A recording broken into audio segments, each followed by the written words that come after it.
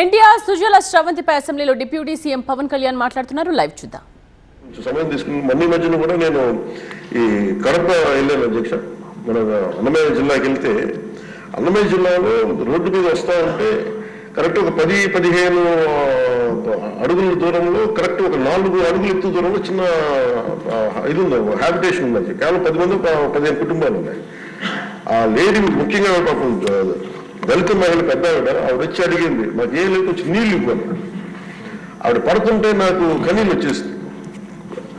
నిజంగా కూర్చోబెట్టి అధికారుల మన ఆర్డబ్ల్యూఎస్ అందరిని అడిగితే చేస్తే సార్ అది కరెక్ట్గా 9 రోజులు ఇవ్వగలిగాం అధ్యక్ష.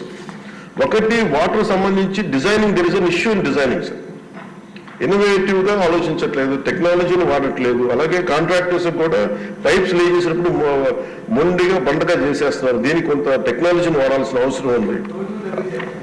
ఎక్కడ కూడా బోతులు తవ్వేసేయటం, దానికి ఒక సైంటిఫిక్ గా ఒక పకడ్బందీకి వెళ్ళట్లేదు. ఇలాంటి చాలా కరెక్షన్స్ చేస్తా ఉన్నాం అధ్యక్ష.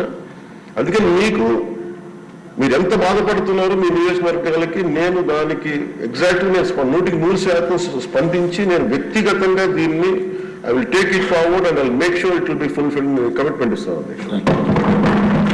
Question number 57. Palla Srinivasarao garu. ధన్యవాదాలు అధ్యక్ష. అధ్యక్ష, విశాఖ డైరీ మీద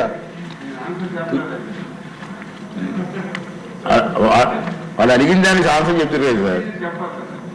ప్రొసీజర్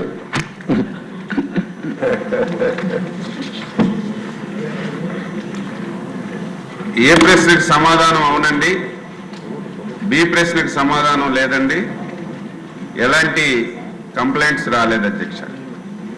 డి ప్రశ్న ఈ ప్రశ్న